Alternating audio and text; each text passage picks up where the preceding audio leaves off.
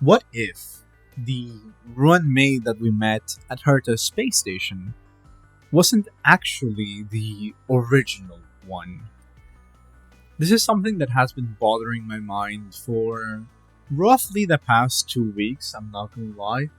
And it all started with Fugue's splash art being released through their drip marketing. One of the things that immediately caught my attention from Fugue's splash art is the fact that in there we see her looking at the reflection of herself in the water. However, the reflection does not show Fugue, it in fact shows Tingyun. And I thought that was quite an interesting detail because not only is this like a way to reference Tingyun of the past with the new version of herself, but it is also uncannily similar to Ruan Mei's light cone past self in the mirror. And I find it that, the naming convention for it feels a little bit too accurate for it not to have been done on purpose. And then I started thinking, what if what Fugue is going through currently is something that happened to Ruan Mei in the past?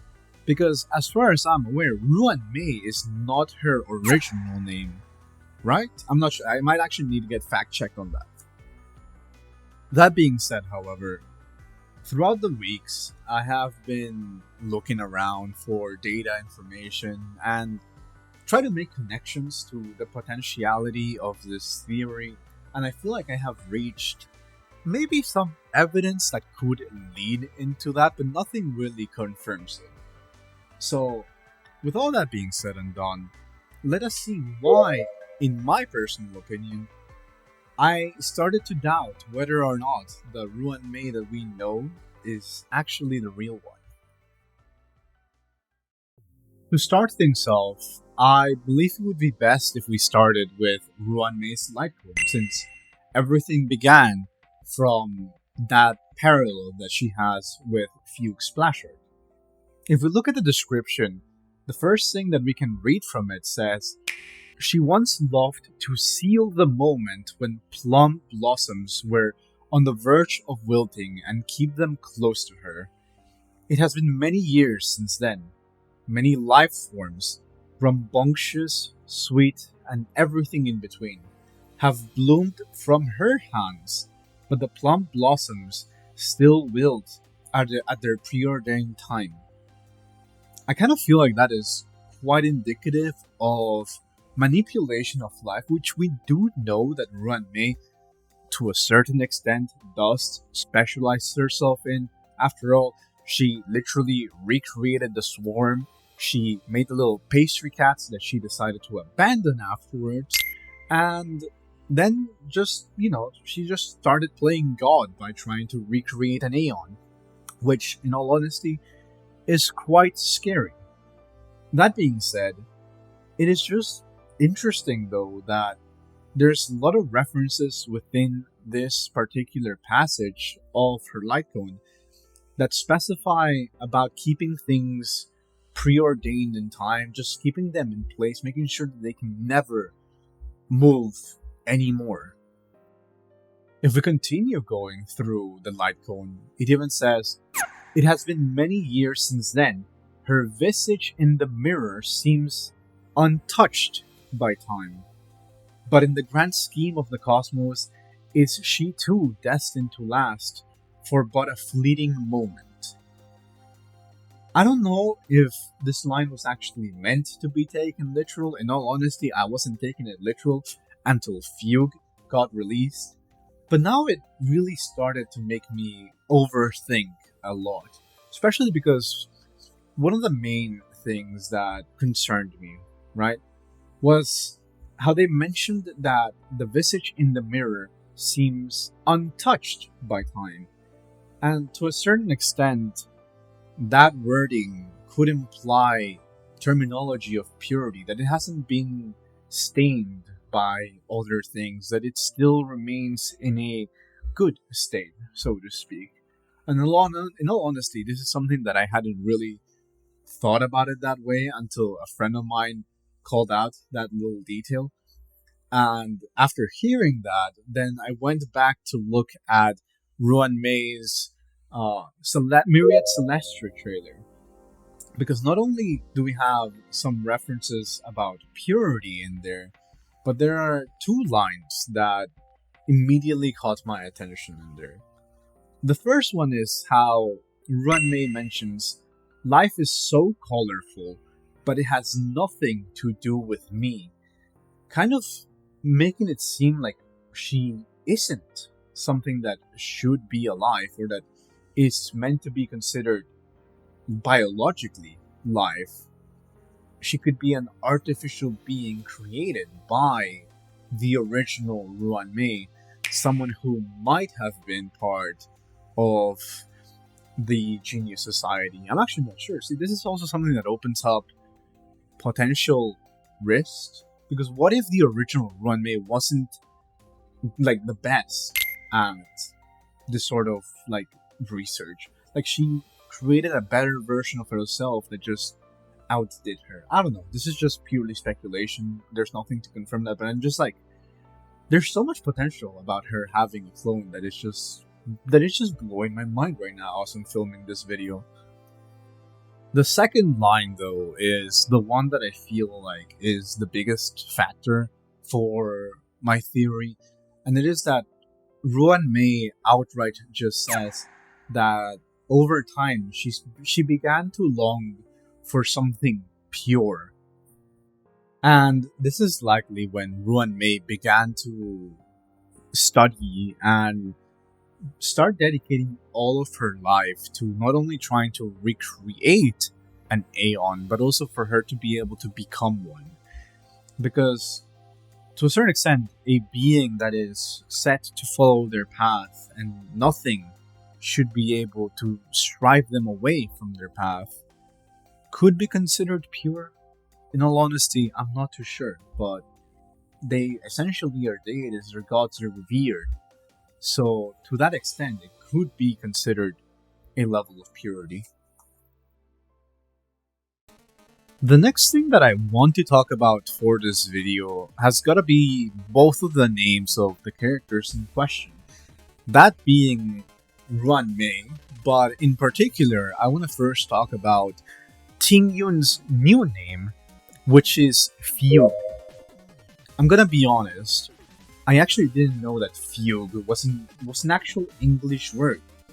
I was genuinely surprised, and when people were just saying the name so casually, so simply, I was like, how do you all know how to pronounce this name? It's because it's an actual word, which in psychiatric terms means a state or period of loss of awareness of one's identity, often coupled with flight from one's usual environment, associated with certain forms of hysteria and epilepsy. That is quite jarring and quite terrifying for the implications of the new Tingyun. Because in all honesty, yes, I was expecting there to be more dark undertones when it comes to Honkai Star Rail story. After all, Penacony really showed us that they can go above and beyond with their storytelling, and heck, like legitimately speaking, we just suffered through Natlan. Don't ask me what happened in Natlan, you just gotta experience it yourself. But no, legitimately speaking, it really does concern me about the potential psychological horror that Tingyun's story might have hidden within just certain bits of pieces within the lore. So, by that naming convention, right, Fugue is an actual word, but Ruan Mei isn't, right? While the name may not necessarily be a name, that we can translate to English, I'm pretty sure we can translate it into Chinese, because that is, I think, where the etymology of it begins. Because when you look at, once again, Ruan Mei's Myriad Celestia, the title says, Transcendent Ruan tunes, Blushing Mei blooms. I'm gonna be honest, I didn't know what the meanings of both of those were And when I looked up Ruan, it shows the instrument that Ruan Mei uses as her signature weapon. So that one was very simple to just decipher. When I tried to look up Mei to know what Mei meant, I was blown up with a lot of images of Mei from Overwatch. So that really did not result to what I wanted. Eventually, though, I apparently learned that Mei is meant to represent plums, which, hey, they've been also referenced within Ruan Mei's own light cone, and I'm pretty sure it's also referenced within her art. Regardless, just knowing that these things connect kind of just made me realize that potentially isn't her real name. It could be. I could be completely wrong, but just having that be so closely attached to her actual self is just intriguing, Like, yes, for flavor and design, I think it's really cool that, they designed the character around her literal name. But realistically speaking, there's also a part of me that is just like, you wouldn't name your child Rose and then give them all the roses in the world, It's not going to be like the defining factor of them. So that's why I feel like the name actually has more significance behind it, and why there's such a need to actually showcase the instrument and the flower all over the place. Now, while I wasn't able to find out what the Ruan would signify or resemble in the character of Ruan Mei as a whole, because sadly I am not really like super cultured on things, I did end up finding that the plum blossoms do have some significance that might be important to highlight, even if they don't really fully back up the theory of mine. And it is that they are meant to signify perseverance and faith in the face of hardship. That it's supposed to be something that will lead you towards hope. Which, looking at it, it does kind of resemble the fact that she wants to become an Aeon, which would be essentially like becoming a god. Maybe that's where the hope comes from. I'm not really sure. Again, this is purely speculation, and I know that I probably sound like I am completely crazy, but this is just something that I wanted to at least highlight for this video. Before I go into the final point of the video, I just want to say real quick, hey, thank you guys so very much for all the support and all the kind words in the last few videos. It really means a lot to me. It was so much fun talking to you guys about Sunday and Robin, and we have grown a lot. We're literally so close to 3,000 subscribers. It absolutely blows my mind.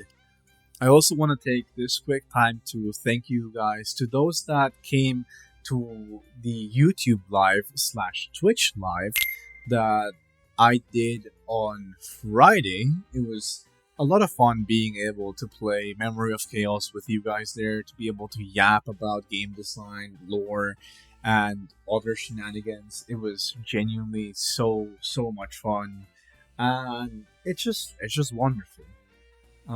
Additionally, I want to say thanks to you guys for helping us almost reach 3,000 subscribers. We are on our way, and I genuinely cannot believe it. It's just insane, and it's just nice to be able to have this. I feel blessed to have this community that we share here, where we can talk about game design, characters, about just things that aren't really meta, because I know that meta can get exhausting.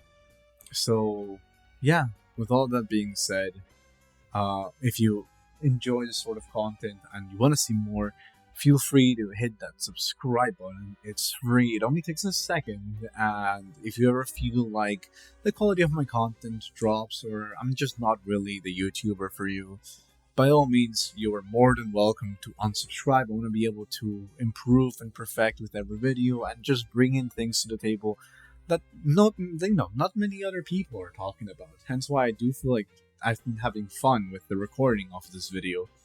So yeah, with that being said, let us head back into the video. The last thing that I want to mention for this series might be a bit of a weird one, and it is the fact that Ruan Mei genuinely seems to have a fixation on not existing in the present. What I mean by that is that she makes a huge effort to not be seen in public. She makes sure that if anybody does actually see her, they're going to forget about what she looks like. She is a super renowned figure within the space station, but nobody actually knows what she looks like. They're all eager to meet her, and she even appears out in public, but nobody can seem to remember what she looks like. Nobody seems to know who she really is. In her own character bio from the databank, it mentions how she lives as a hermit in seclusion, that there are very few records of Ruan Mei's appearance, and even Herta mentions how, like, oh, it's so interesting that you're out of the simulated universe. What kind of experiment are you looking to do today? You know? On top of all of that, it genuinely seems very mysterious that there are only few traces of her appearance on the Xianzhou, but that most of her past is just equally mysterious. In all honesty, that is something that just started blaring a couple flags in my mind. Nothing too serious, but it just seems very unusual how she is very keen about removing her existence from the present, but she isn't removing her existence from the Xianzhou that do have her records. And I feel like if she could recover whatever information she had from back when she was in her home planet that got destroyed by the abundance, if I recall correctly, then I think that she would. Because that information has been lost to time. It is mentioned how nobody knows about Ruan Mei's parents because they were both deceased, and that her grandmother is the only one that is currently alive, but nobody has seen her ever since she joined the Intelligencia Guild. Which, looking at it, I'm really hoping that that does bring a plot point where Dr. Ratio is involved with Ruan Mei to solve just whatever's happening. At the end of the day, though, we can't really tell for sure what Ruan Mei's intentions are for her to be secretive. We just know that she hates socializing, but this is Hoyoverse. There might actually be an underlying thing going in there.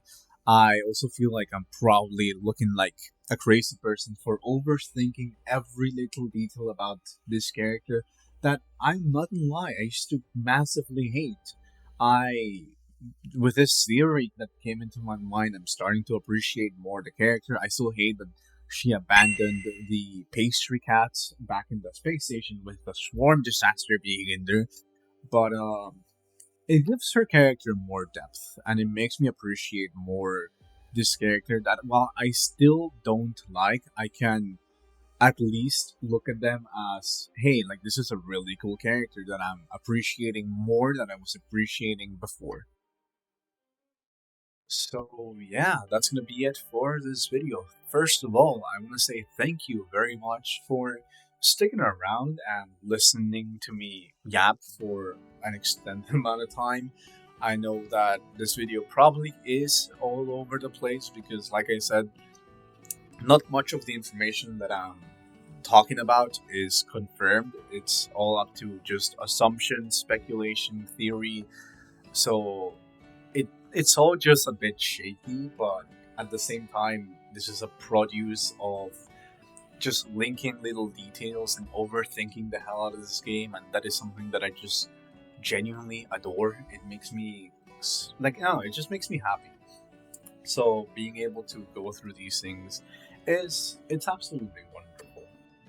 Additionally, I would also love to know from you guys what is another theory or just like other speculations that you have from the game that you just have seen lying around or that you yourself have come up with. I definitely love when people's minds just run wild with this game, especially because the cosmos and the universe of Star Rail is just so massive and so expansive that, legitimately speaking, almost anything can happen. And I feel like that is one of the beauties of it, you know? That is also why I genuinely have adored. There's a theory that is not mine, as a matter of fact. One of the people from this theory reached out to me from the Abundance Yanqing Discord server.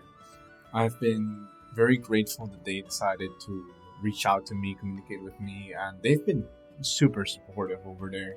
So I just want to properly make this like thank you to Ritai for, I'm hoping I'm pronouncing the name properly, for all the support, for just being able to have me as a part of that server. And yeah, just if it's something that you guys might be interested in, I would definitely encourage you guys to go check out that theory. Like, I'm not going to spoil it. I feel like it's more rewarding if you start learning about it yourself, but I will make a video about it at some point. I have like a backlog of videos that I'm like in my mind, like, I'm gonna do this, but it really is just up to what I'm feeling in the moment. But I'm definitely feeling to make one about it. It's just like I didn't want to do it while the war dance is going on and like accidentally spoil and that. But I feel like at this point it has been long enough that I will be able to dissect it since we're finally leaving the Xianzhou. To keep a few of the information short, it is just important to note how there are many similarities that Hoyo has made and legitimately screamed at us that there are with Yanqing and Jingliu. And on top of that, there's just like a lot of little abundance and immortality, little details that are sprinkled around Yanqing's character that I think are worth our attention. So yeah, I just want to say as well, just thank you guys just for all of your support. We are on our way to 3,000 subscribers, like we have been probably for the past few videos, but this time we are, I think, like less than 20 subscribers away, which is just like mind-blowing that we're about to reach this milestone. Oh, and if you want to help us reach that milestone, please feel free to hit that subscribe button. It's free, it only takes a second, and if at any point you want to, unsubscribe, you're more than welcome to, whether it be because the quality of my content is dropping or you just don't enjoy the kind of content that I'm releasing. It's all perfectly reasonable. You're not bound to this channel just because you subscribed. In all honesty, I want to be able to improve, and that just shows me that I need to improve when I'm failing, So yeah, with all that being said, thank you for watching this video. I hope you have a great rest of your day, night, morning, whatever time zone applies to you. And I'll see you all in the next video. Bye.